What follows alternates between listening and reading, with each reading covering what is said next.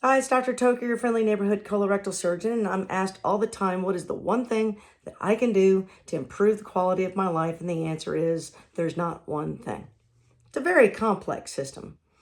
I basically break down intestinal health into 10 steps, not really steps, but things that you need to focus on. Number one, increase absorption of the nutrients. Then you need to avoid inflammation. Increase your hydration. Feed the enterocytes that line the colon. Stabilize the little membrane, what we call the basement membrane, that those cells sit on.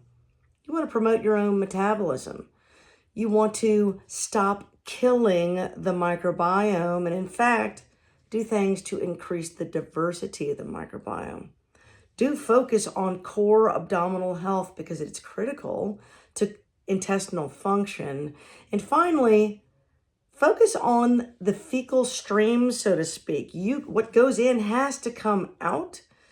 And a lot of people don't want to talk about it because it's poo, but the reality is you can't be healthy unless there's a healthy flow.